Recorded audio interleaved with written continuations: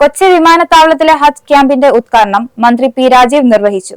കൊച്ചി വിമാനത്താവളത്തിലെ ഹജ്ജ് ക്യാമ്പിന്റെ ഉദ്ഘാടനം മന്ത്രി പി രാജീവ് നിർവഹിച്ചു. ഹജ്ജ് യാത്രയ്ക്ക് വേണ്ട എല്ലാ സൗകര്യങ്ങളും സർക്കാർ ഒരുക്കിയിട്ടുണ്ടെന്നും പോരായ്മകളുണ്ടെങ്കിൽ ശ്രദ്ധയിൽപ്പെടുത്തിയാൽ പരിഹരിക്കുമെന്നും മന്ത്രി പറഞ്ഞു.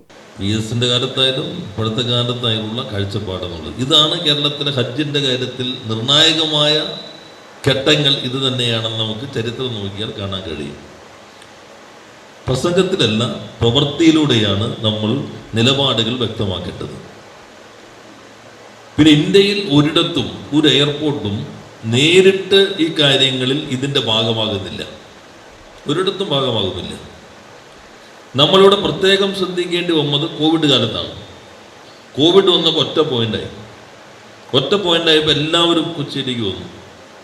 ഇതിലൊരു പ്രത്യേകത, കക്ഷി രാഷ്ട്രീയം നോക്കാതെ മറ്റ് പല സംഘടനകളും സമുദായത്തിനകത്ത് തന്നെ ഉണ്ടാകുന്നു, അതൊന്നും നോക്കാതെ എല്ലാവരും ഒരേ മനസ്സോടുകൂടി പൂർണ്ണമായി നിന്നുകൊണ്ടാണ് അന്നും ആ കോവിഡ് കാലഘട്ടത്തിൽ ഇവിടുത്തെ മാത്രമല്ല, ലക്ഷദ്വീപ്, തമിഴ്നാട്ടിൻ്റെ കുറച്ച് പേരുണ്ടായിരുന്നു, കേരളത്തിൻ്റെ മൊത്തം നമ്മൾ ഏറ്റെടുക്കേണ്ടി വന്നു.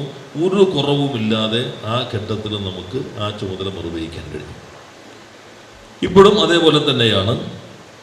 നേരത്തെ തന്നെ ഹജ്ജ് ന്യൂനപക്ഷകാര്യ വകുപ്പ് മന്ത്രി ശ്രീ അബ്ദുൾ റഹ്മാൻ പങ്കെടുത്ത് ഇവിടെ പ്രത്യേകം യോഗം ചേർന്നു. തിരുവനന്തപുരത്ത് എല്ലാ 3 എംബാർക്കേഷൻ പോയിന്റുകളുമായി ബന്ധപ്പെട്ട ആലോചന യോഗം ചേർന്നു. നമ്മൾ ഇവിടെ തന്നെ പോകുന്നവരുടെ കൂടെ 40 ഉദ്യോഗസ്ഥരോട് നയിക്കുന്നത്. എനിക്കോട് കേരളത്തിലാകെ 105 പേരെ നമ്മൾ നയിക്കുന്നുണ്ട്, സർക്കാർ ഉദ്യോഗസ്ഥരെ.